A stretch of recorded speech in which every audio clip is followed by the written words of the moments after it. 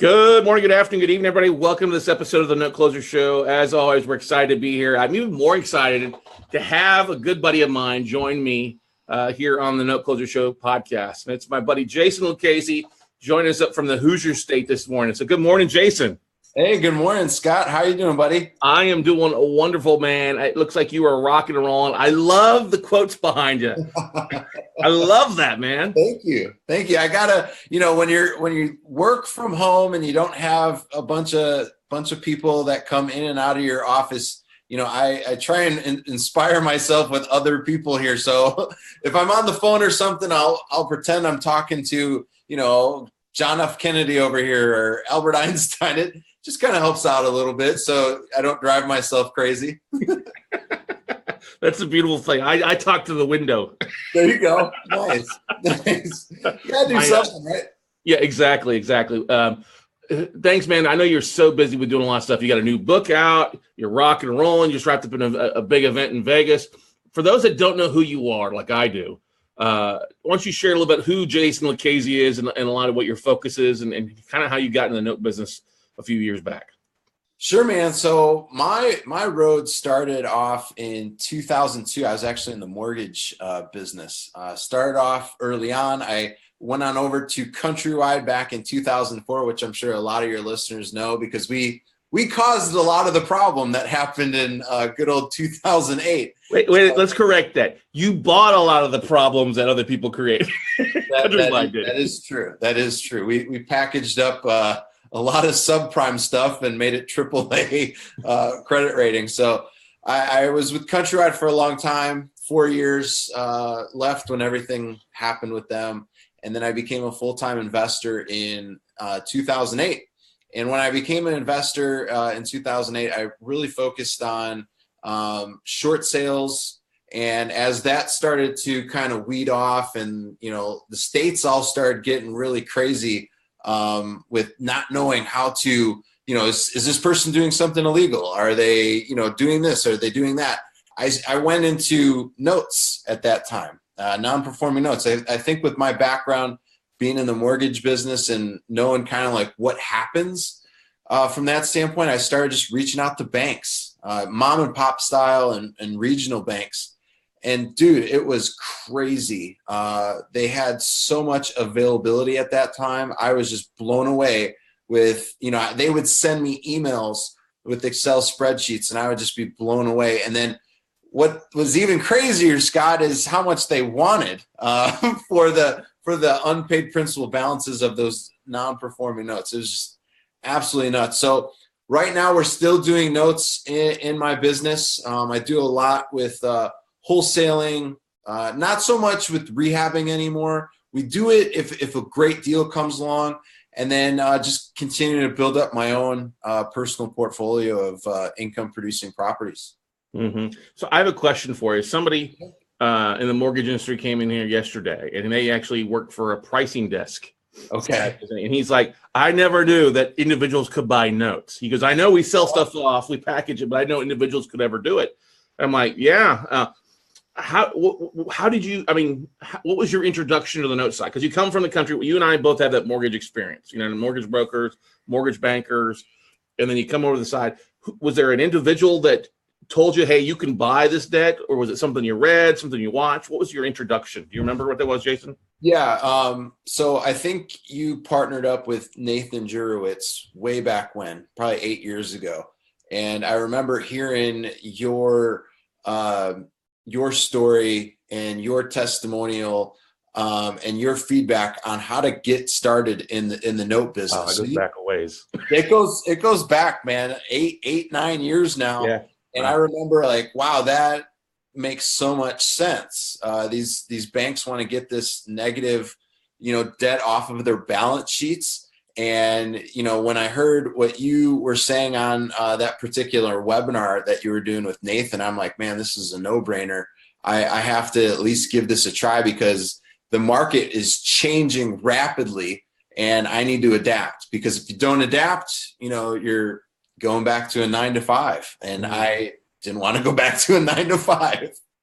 Right. It's funny. I ran into Nathan at Podfest a couple weeks ago, and He was cracking me up. He showed me some of his video things because the guy's a marketing genius. I think we can agree to that. Oh yeah.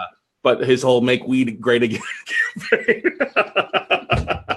He's all about it, man. He's all about it. All about it. So, what do you love? I know there for a while. I mean, you're doing other things outside of Indianapolis and Indiana. But what's so great about the Hoosier State? What's so great about Hoosier Nation out there? Some things that you love about when you're doing deals in Indianapolis. You know, one of the things, especially with where I live in the central part of Indiana. So Indianapolis is not too far from me. And it's a really great area for buying properties at a very low price. So for folks that are just getting started, that low barrier of entry is there. You could buy properties at 10, 15,000. You could buy notes at 10, 15,000, even less. It just, has to make financial sense, of course. The great thing about it is that we cash flow really well here. The capitalization rates are extremely high compared to other states. On the norm, we're probably talking 14 to 16% as a capitalization rate on properties, and even notes. You can make really great percentages on the notes as well. The downfall is, it really boils down to central Indiana. Marion County is the main place. And you've got a lot of folks wanting to buy right now, but a lot of individuals here in Marion County aren't going after notes.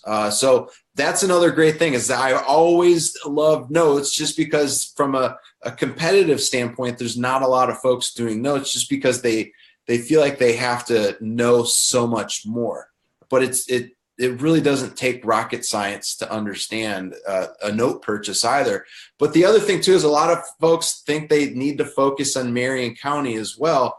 And we have bought stuff, outside in some of the outskirt areas, that folks aren't going in. And we're picking up some great deals, Scott. And, it just, you have to adapt. If you don't adapt, people are going to pull out the competitive card. Oh, it's too competitive in my market. I'm not going to be able to do this. And it's complete nonsense. It doesn't matter where you live. Like, we've got folks, and I'm sure you've been doing this for a while too. We've got students all over the world that are doing stuff here in the States. So I always bring it up to folks that bring out the competitive card. And I'm like, listen, we've got a guy from New Zealand doing deals here. What's your excuse? Mm-hmm. So, that's why we have the no flipping excuses company, is because there's no excuse for folks to not go out there and get the results they desire. Right. One of the big things I love about Indiana as a whole is you do have some really great markets. You've got Anderson, You've got Fort Wayne that are coming back. You've got West Lafayette, where the University of Purdue is at. You have South Bend, which is the Golden Domers of Notre Dame. You know what I mean? Yep, absolutely. The Golden Domers. I have made quite a bit of money up in that neck of the woods, but and then Elkhart's on a better. I mean, what's so great is that it's not the biggest state in the union, but you have plenty of the pretty good markets, and they're rebounding back because of the auto industry rebounding back too. Right, Fort Wayne depressed, now it's back up because they opened up a factory again, doing some great stuff. Right, Jason? Same thing with Anderson. For the longest time, it was a very depressed area, not a lot of jobs. You see a lot of these storefronts closed down. We're starting to see, I don't want to say a lot of revitalization going on there, but we are seeing some. And I think a lot of that has to do with the casino being there as well. And once the state of Indiana allows for actual dealers to be at our casinos, it's going to add 1,500 to 2,000 jobs like that. And that's going to add people wanting to buy or rent homes, which is going to cause a huge spike. And as we start to see that growth, those casinos are going to grow. It's going to cause other businesses to come here and increase jobs even more so.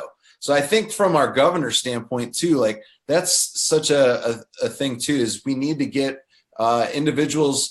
I'm not a huge gambler, but if we can get 1,500 to 2,000 jobs for Hoosiers right off the bat, just get away from the electronic stuff and go back to, you and I, we go to Vegas, often. Very often. How it is there. You know what I'm saying?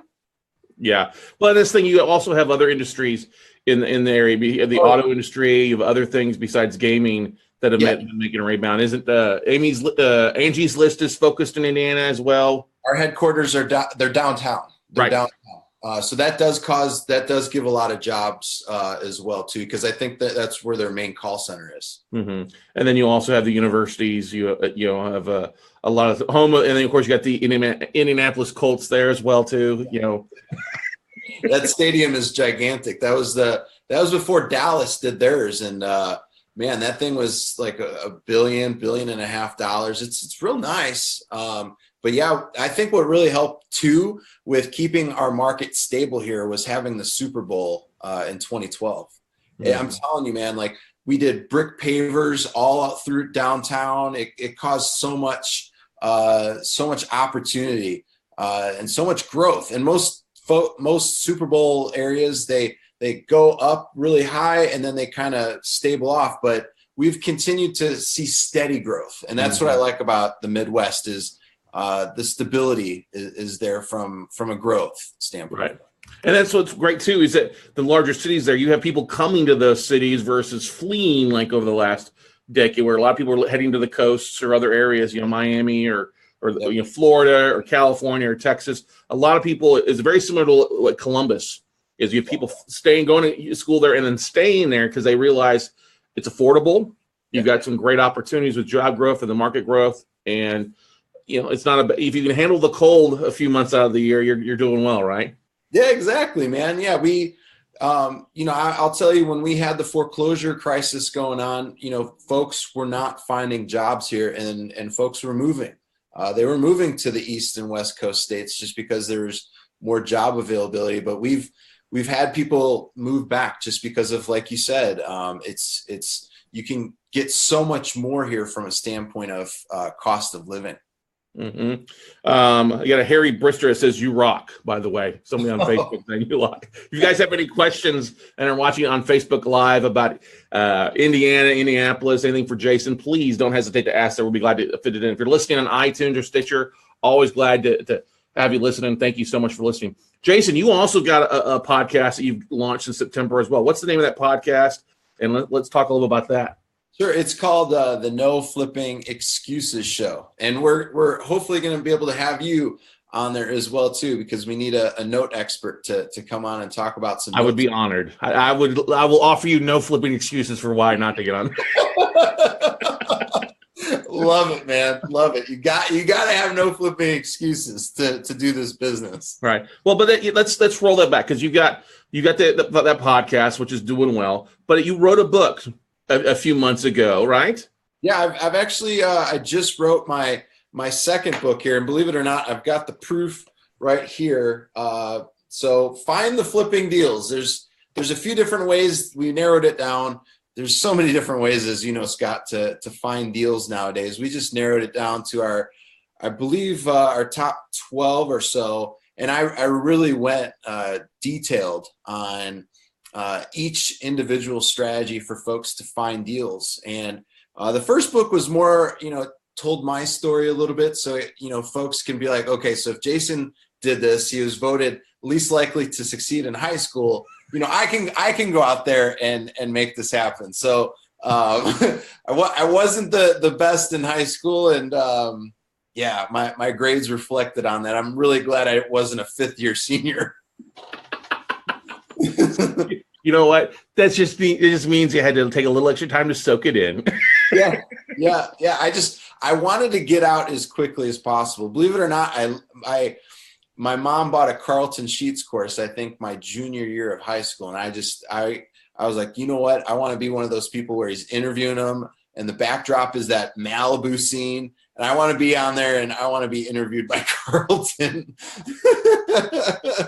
Hey, nothing wrong with that, man. Nothing wrong with that. I mean, you do a lot of wholesaling in different parts across the country. Why don't you? Because I think if you're a great wholesaler, you've got it made no matter where you're at, no matter what market you're in. You want to talk a little about the mentality of wholesaling and how it's valuable in the note business, but also valuable in your traditional real estate business too?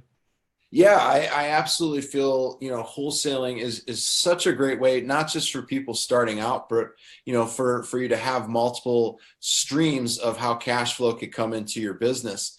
You could do it from anywhere in the entire country. And the great thing about it is I don't look at individuals as, competition. I look at those individuals as people that I could partner with. Like one of the individuals that we interviewed yesterday for our show, the guy literally just got started with our program, Scott, and 7 days from start to finish, he did exactly what we told him to do for finding deals on Craigslist. He found a great deal on the south side of Chicago, and then he reached out to people on a Chicago Facebook group, had 20 calls within the first 2 hours, got the deal closed, and it was from another wholesaler. And he was like, hey, man, I'm able to do this.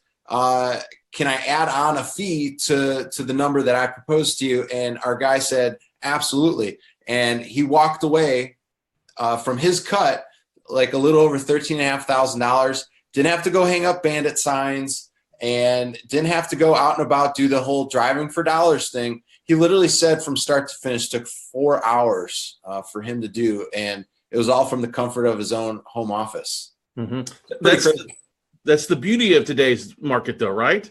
When you and I were started doing off as investors, we were bandit signs and letters and postcards, and I feel sorry for people that are still doing that because they're doing something from 5 years ago that really isn't effective in today's market.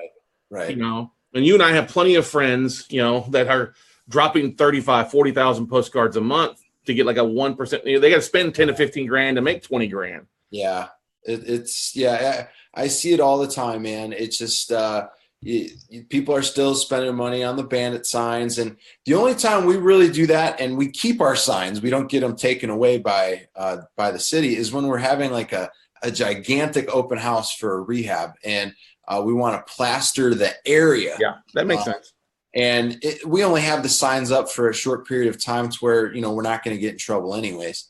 And I just, folks like, the guy that I was talking about yesterday, he just, lives on the south side of Chicago, and it gets cold on the south side of Chicago, hanging up bandit signs in the middle of the night. It gets, below zero. You might get shot putting up bandit signs in the middle of the night. You might. Yeah, you might, especially with all the stuff that's going on in Chicago right now. Right. I love the fact you talked about how the guy found something online marketing and then marketed it also on Facebook.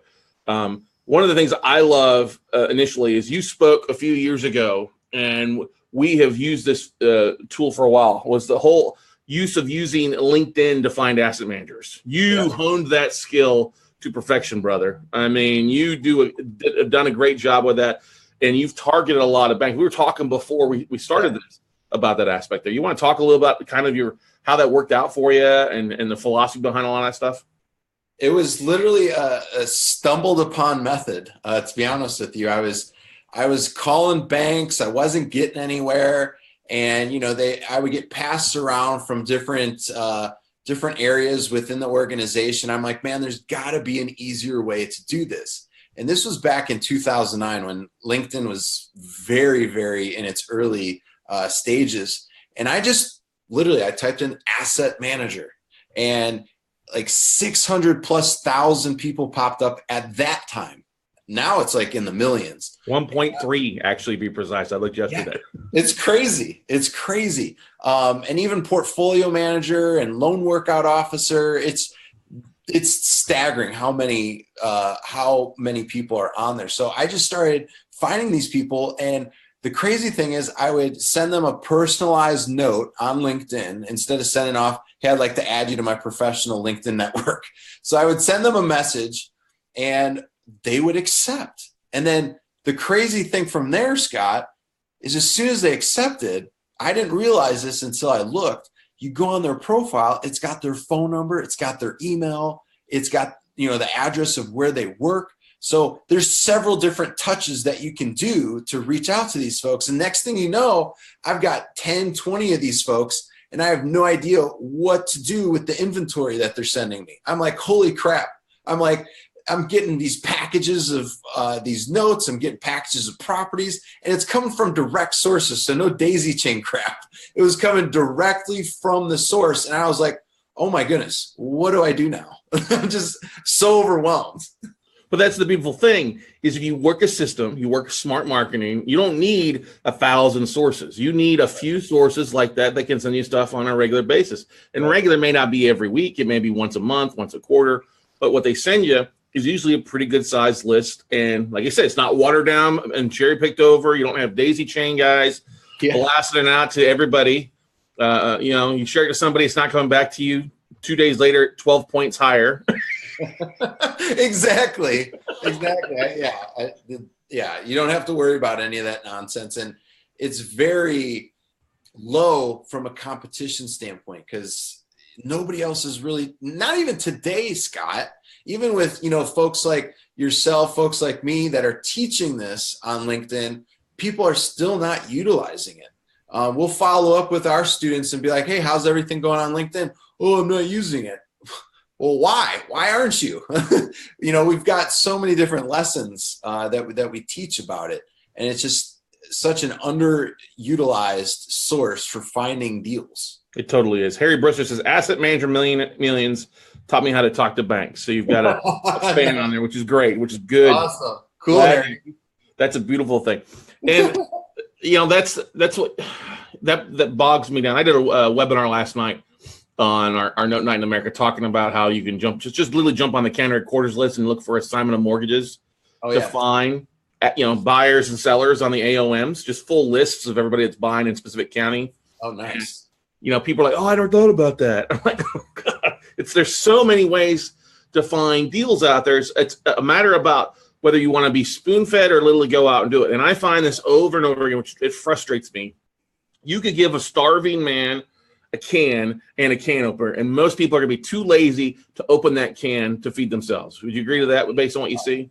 Totally agree with that. That's a very good analogy. That's a very, very good analogy. I'm too lazy. Now you've been in the business for a while, and you've done some great things. And we run in similar circles. It's just funny when we run at different events. Hey, what's going on? Catch up. What is you've had some great success. What's been your biggest aha moment? It may have been in something in the last few years. What's your best advice you can give to real estate investors out there? Is it just keep working in? Is it watching out for partners? I may hit a hot button there, but that's okay if we do. No, man. Yeah, I know beforehand we talked about that. I'll be honest with you, man, attending seminars and networking events is probably been one of the biggest things because I've met so many great people in person. Like the first time you and I met, that was great. We met in person. We got to talk a little bit. We got to know each other a little bit. Mm-hmm. And after all these years, we still remain in contact with each other. And, I'm a firm believer. I don't know exactly who said it, but your network equals your net worth. And I fully believe that, I still attend seminars to this day. And you can always still grab some great golden nuggets from people's seminars. I know you hold them, I hold them, and you always give a ton of information away at your stuff, and people can gain so much information at these seminars. And it's the folks that are the seminar junkies that never do a deal that put a bad taste for everybody else. The thing that we especially do is don't just come here to our event and soak up all this information and then go home and do jack squat. You have to, as we're going over the 3 days together, implement as we go. Don't just have us up here preach to you. We're going to give you homework. You're going to do it. And if you don't do it, you're not going to see the results that you want. So to answer it, man, it's I believe it's all about in networking, either Facebook, LinkedIn, YouTube, Instagram. We've got folks that we work with that are in wheelchairs and they can't get out and do stuff that able-bodied people do. And they are going out there and doing the LinkedIn stuff. They're doing the Facebook stuff. So Scott, if folks, we're dealing with quadriplegics and paraplegics. If these folks are out there doing this stuff, able-bodied people should have no problem doing it at all. Yeah, there's never been an easier time to be able to market and do deals and stuff like that. I heard a good post last night that we're all selling water. It's just about how we market it, whether people buy it. You know what I mean? Yeah. And unfortunately, a lot of people that are the most gifted, the smartest, have the wealth behind them, they're the laziest because they think they're entitled to something. And I think you're only entitled to what you go out and hunt and kill yourself these days. I mean, otherwise, you have no room for excuses. You have no room. You have no flipping excuses. The thing is, as soon as I always tell people about the name of the company, and whenever they say excuses, they do exactly what you just did. You paused for a second, and you did. Oh no, flipping excuses. I just love it because it's ingrained in the head at that point. Every time I say it, I should get a. I love that. I love that. The ching. Hey, I'll send you one of these. What questions do you guys have for Jason out there? We got a lot of people watching. Let's see here. Great. Let's talk about something, because a lot of people, and we won't name any names, but I've experienced this, is that I've had partners in the past that were good for a little while, but then they ran their course, you know. Yeah. And oftentimes I partnered up with somebody as a partner when it should just been a joint venture. Yeah. You know what I mean? Why don't we talk a little bit about that aspect of it? Why it's important to you can partner up with somebody, but do it on a limited basis. You don't need to go jump in bed and get married with somebody. Can we agree to that? I can absolutely 100% agree with you on that. It's so much cleaner and smoother when you could just do a joint venture with somebody. You know, give it time. Just like, you know, if you want to, you know, date somebody, you're not going to just go ahead and propose to them on the first night unless you're just freaking, you know, nuts. And I know some of those folks that have done that stuff, and I'm sure you do too, Scott.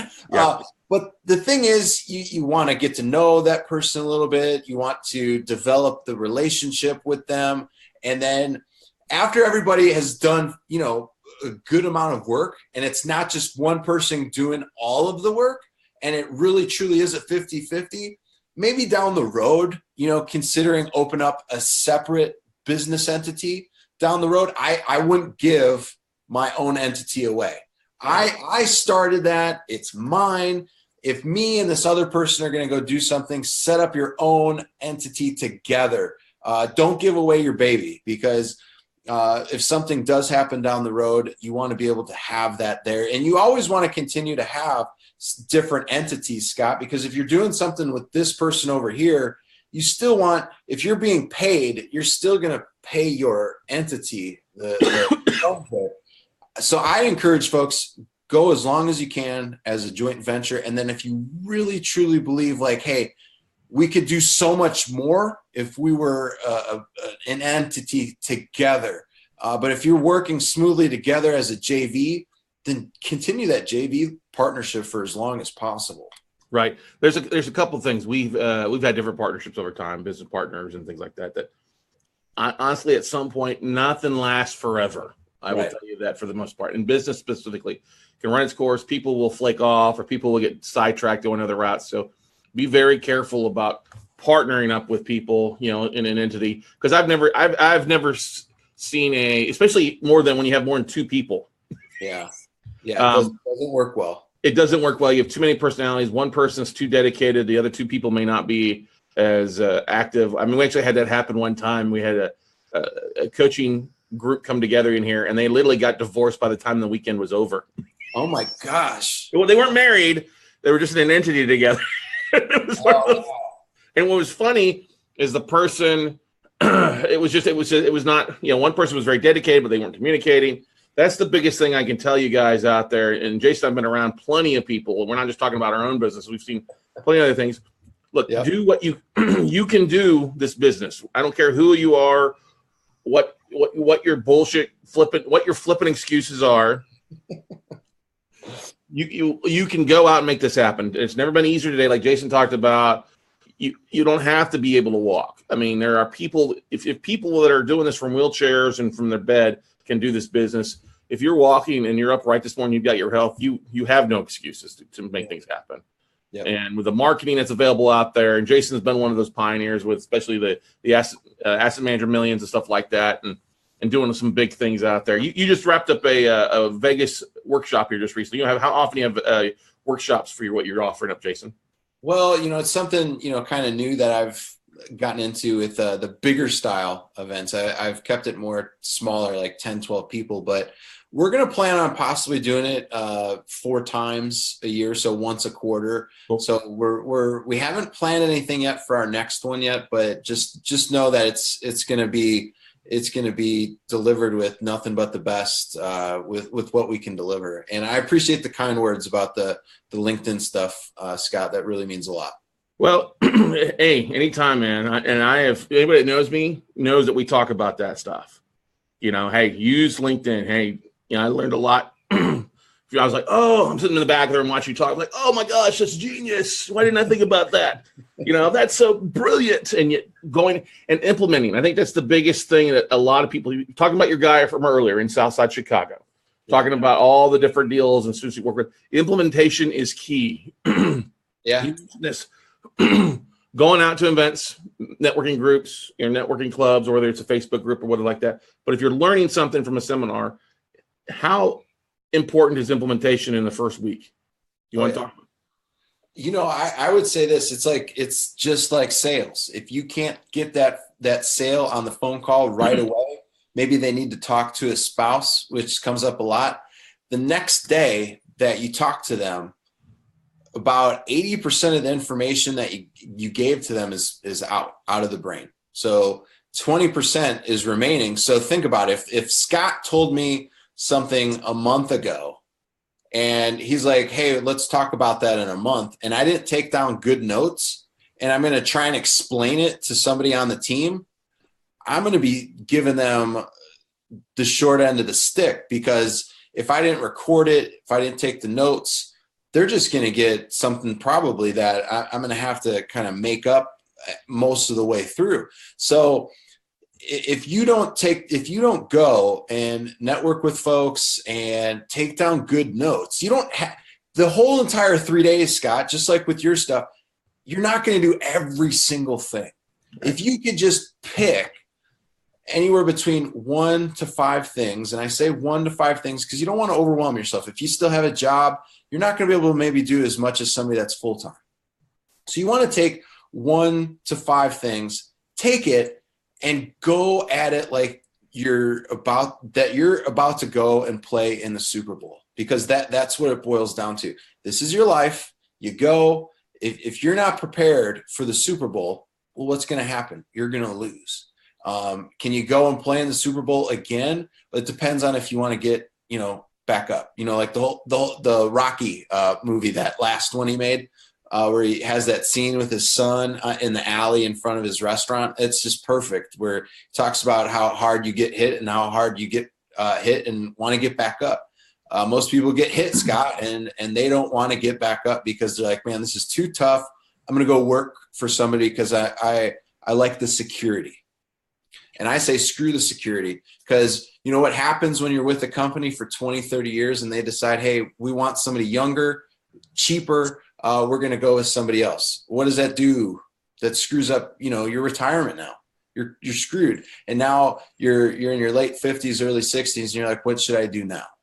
And you're looking back at like, man, I really could have done this. I could have done that. And I just hate when people have that stigma that they have to, they could have, should have, would have. Just go at it right now. It doesn't matter what age you're at. Go at it. Just don't worry about it.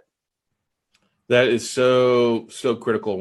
I've seen that with so many people, not just entrepreneurs, but also people that have worked for businesses or companies for 20, 30 years. And then they rely on that security of having somebody else determine their value. And then when that value changes, or that value proposition changes, they're laid off, or they're out in the cold looking for something. Yeah. And we see that time and time again. People that have a job right now and they're working. Hey, you got to put bread on the table. You got to bring home the bacon. I get that. Jason and I are not going to tell people to go quit their jobs, right? No, definitely not. But we do tell you, hey, if you've got an opportunity and you want to accomplish something big, like the two guys behind Jason's big head there, because you got a big round melon like I do. All right. This is a size 8. It's tough to find hats for my big head. You have me beat by 1/8 of an inch, my friend. You actually, yes. But if you want to do something, start now. Start doing something. It doesn't have to be trying to implement 5 things. Pick 1 thing, 2 things, 3 things. Get out, expand your network. Because like Jason said earlier on, your net worth is in your network. That Charlie Tremendous Jones is famous for saying you'll be the same person in 5 years, except for the people that you meet and the books that you read. Yeah. So I'm a big advocate of networking. I'm a big advocate of reading books. And Jason's got 2 really amazing books. One, No Flipping Excuses. And the other one, Jason, pull it up, show everybody what it is. They're called. The first one's called Right Flipping Now. Right Flipping Now. I got it wrong. Right Flipping Now. The second one is Find the Flipping Deals. But what I'm going to have come out here soon, Scott, is folks are going to be able to get it for free. So I'm going to all they have to do is pay for the shipping and handling, and we're going to get them sent out. But if they want to, they could go on Amazon right now. It's just it's not free. So That's the only thing. I'll tell you what, when it comes around, let me know. We're glad to help promote that out there and shoot that out for everybody too, because it's good stuff there. Thank you, sir. I appreciate that. No problem, man. Well, hey, I think let's see here. Julianne, I got a question. Here we go. Perfect. Shannon says there's more security in my own efforts than for a job. Absolutely. Julianne says, I find LinkedIn has more current information than some of the other sources. People seem to hop around a lot when working for banks. Yeah. It's such a great source because a lot of folks keep LinkedIn as their resume, and they need to keep that information relevant. So they're going to continue to keep that information, up to date, which I absolutely love. It's once you're connected with the people too, you can export that connection in an Excel spreadsheet. That's a huge thing right there in itself. You can export it. You could use a source like MailChimp, which allows you to store up to 2,000 emails for free and send out 12,000 emails per month. Again, it's free. If you don't have the resources to pay for it right off the bat and you want to see something come from it, gosh, it's free. Exactly. Any other advice you'd like to give people out there, Jason? I would just say continue to listen to Scott's podcast. He's always delivering some amazing information. Every time I tune in and I'm able to see, some of the guests that he has on and the stuff that he's discussing, this is great. Go to his seminars, take advantage of the education that he has. It's top notch. You can there's a certain place where you can get in this business. You can do it by yourself, which we know takes 10 times as long, or you can go at it with somebody like Scott or myself. And it goes to show. Scott's got tons of testimonials. I've got tons of testimonials. You could shorten the learning curve by quite a bit. So that's the only thing that I leave with is if you really want to get someplace in this world and you want to really not just go after your dreams, but accomplish your dreams and make those dreams even larger, then you need to be networking with folks like Scott because, he's a wealth of knowledge. Thanks, man. I will send you the check for that aspect there. Tell you what, I will buy 100 of your books. Oh, well, thank you. That would be great. One thing that I just want to say to folks is we do have a nonprofit that we go and we help remodel folks' homes that are suffering from a disability. So if anybody would like to help out with any donation, there is no donation too small. NoFlippingExcuses.org.